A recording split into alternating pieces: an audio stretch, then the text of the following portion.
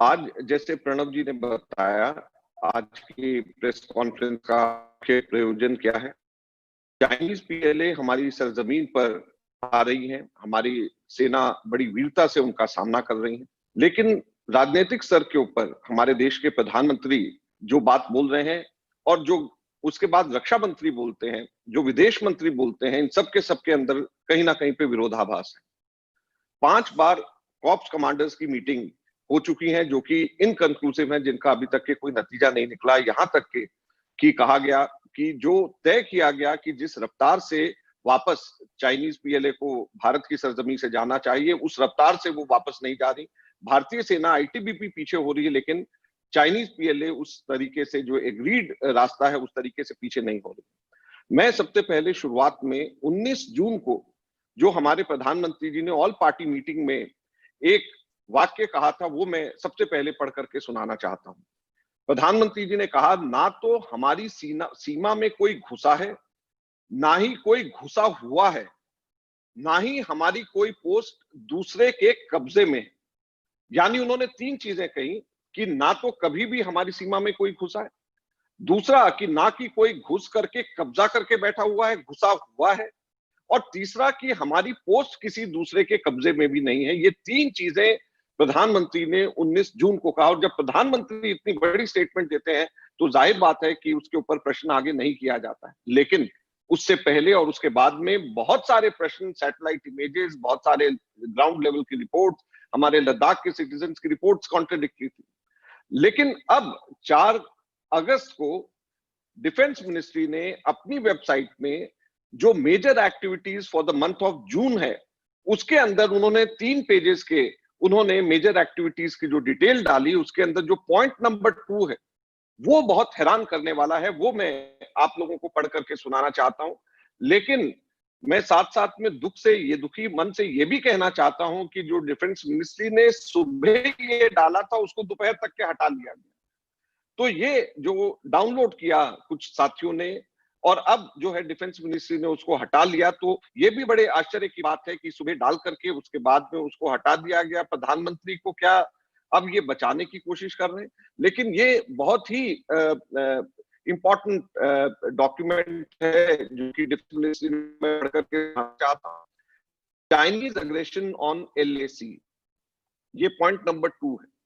इसका सब पैरा 1 है, Chinese aggression has been increasing along the LAC and more particularly in Galwan Valley since 5th May 2020. The Chinese side transgressed in the areas of Kugrang Nala, Gogra and north bank of Pangong Se Lake on 17th, 18th May 2020. मैं फिर से पढ़ दूं, Chinese side transgressed, और transgressed का मैंने हिंदी और English दोनों, इंग्लिश में ऑक्सफोर्ड डिक्शनरी कहते हैं ट्रांसग्रेस का मतलब to violate a law. Hindi के अंदर ट्रांसग्रेस ये कहता है लांघना, उल्लंघन करना, अवहेलना करना। तो ये अवहेलना करा गया, उल्लंघन करा गया, ये खुद डिफेंस मिनिस्ट्री के ये सर्कुलर जो 4 तारीख को किया, जो मेजर एक्टिविटीज उनके जून महीने का था, खुद उन्होंने कहा, और उन्होंने डेट दी है 17-18 मई 2020 का। तो 17-18 मई के बाद 19 जून को प्रधानमंत्री इससे टोटली इसकी उल्टी बात करते हैं। उसके आगे उन्होंने कहा है, consequent to this, ground level interactions were held between armed forces of both sides to diffuse the situation. Corps commander level flag meetings was held on 6 June 2020. However, a violent face-off incident took place between the two sides on 15 June 2020, resulting in casualties of both sides. Subsequently, second Corps commander level meeting took place on 22nd June 2020 to discuss modalities of de-escalation process. While engagement and dialogue at military and diplomatic level is continuing to arrive at mutually acceptable consensus, the present standoff is likely to be prolonged. The present standoff is likely to be prolonged, ये defence ministry का कहना है, और ये लगभग वही है जो कि राजनाथ सिंह जी ने भी एज डिफेंस मिनिस्टर कहा था कि कब इसका सोल्यूशन आए हम लोग कह नहीं सकते। फिर आखिरी पैराग्राफ है, the situation in eastern Ladakh arising from unilateral aggression by China continues to be sensitive and requiring close monitoring and prompt action based on evolving situation.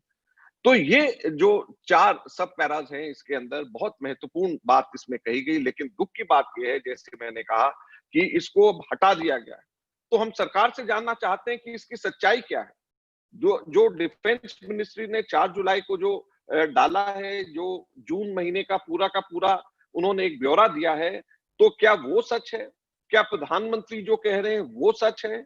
या जो इसको हटा दिया गया है उसके बदले सच क्या है? ये हम सबसे पहले हम लोग जानना चाहते हैं हमारे भारत सरकार से, प्रधानमंत्री जी से, डिफेंस मिनिस्ट्री से कि ये सच क्या है? फिर से मैंने 27 जुलाई को मैंने कुछ प्रश्न पूछे थे, लेकिन उन प्रश्नों से पहले जो 4 वास्तविकताएं हैं, उनके बारे में जिक्र किया था, वो मैं हल्के से टच जरूर करना चाहूंगा कि मई के बाद में हो ये गया है कि पेट्रोलिंग पॉइंट 10 से लेके पेट्रोलिंग पॉइंट 13 के बीच हमारे जवानों को वहां पर पेट्रोलिंग नहीं करने दिया जा रहा है, उनको रुकावट पैदा करी जा रही है। जो चाइनीज आर्मी ने डेप्सोंग प्लेन्स के ऊपर और दौलत बेग ओल्डी सेक्टर जो कि भारत की जमीन है उस पर कंस्ट्रक्शन करा हुआ है, बहुत तेजी से उसमें कंस्ट्रक्शन हुआ है। तीसरा पॉइंट, आईटीबीपी को जो हमारे फिंगर 4 से पीछे हटा करके फिंगर 3 और फिंगर 2 के एरिया के ऊपर उनको पीछे कर दिया गया है। भारत सरकार ने उनको कहा है पीछे आने के लिए, और दूसरी तरफ जो चाइनीज पीएलए है वो फिंगर 4 से फिंगर 8 के बीच में कब्जा करके जमा करके बैठी हुई है। चौथा जो सबसे महत्वपूर्ण और भी महत्वपूर्ण बात है कि चाइनीज ने अपनी जो सिविलियन एयर स्ट्रिप है, जो नारीगुंसा एयर स्ट्रिप है, उसके ऊपर उन्होंने उसको मिलिट्री के रूप में उसको तब्दील कर दिया है, ताकि बहुत बड़ी तादाद में जब भी जरूरत पड़े चाइनीज को, आर्मी को, पीएलए आर्मी को वहां पर ला सकते हैं। तो एक तरफ तो ये 4 चीजें हो गई है, साथ साथ हमारे 40,000 पीएलए हमारी जमीन के ऊपर आकर के बैठे हुए हैं। 5 कॉप्स कमांडर्स की मीटिंग हो गई है जो कि इनकंक्लूसिव है। जो हमारे डिफेंस मिनिस्ट्री ने आज भी जो विड्रॉ करा है लिखने के बाद में, उसके अंदर भी उन्होंने ये कहा है कि the present stand off is likely to be prolong. तो कितना प्रोलॉन्ग होगा, क्या इसका रास्ता है, क्या इसके लिए आगे की तैयारी है? सर्दियां वहां पर आ रही हैं, तो सर्दियों के लिए हमारे जवानों की क्या तैयारी हमारी सरकार ने करी है? तो ये सबकी सब चीजों के बारे में हम जवाब चाहते हैं। दुख की बात यह है कि ट्रांसपेरेंसी के अभाव में और ये सरकार जनता को सब चीजें सही से नहीं बता रही है, और प्रधानमंत्री भी एक तरफ बोलते कुछ और हैं, उनके रक्षा मंत्री कुछ और बात कहते हैं, उनके विदेश मंत्री कुछ और बात कहते हैं, डिफेंस मिनिस्ट्री की वेबसाइट पे एक दिन कुछ आता है और उसके बाद में उसको हटा दिया जाता है। तो इन सब चीजों के ऊपर सवाल सुलझने की जगह एक सवाल के बाद दूसरा और दूसरे के बाद तीसरे सवाल पर सवाल खड़े हो जाते हैं। और हम ये चाहेंगे कि सरकार आगे बढ़ करके इन सब चीजों के अंदर क्लैरिटी के साथ में देश की जनता को बताए कि चाइनीज आर्मी के साथ में किस तरीके से, चाइना सरकार के साथ में किस तरीके से हमारी सरकार डील करेगी और क्या उनकी स्ट्रैटेजी है और वास्तविकता क्या है। ये देश को छुपाया नहीं बल्कि देश को बताए जाने की जरूरत है। ये बात आज हम आप लोगों के माध्यम से सरकार से कांग्रेस पार्टी ये पूछना चाहती है और सरकार को ये कहना चाहती है कि देश की जनता को जानने का पूरा हक है, अधिकार है कि क्या वास्तविक स्थिति है, उसके बारे में देश की जनता को बताया जाए।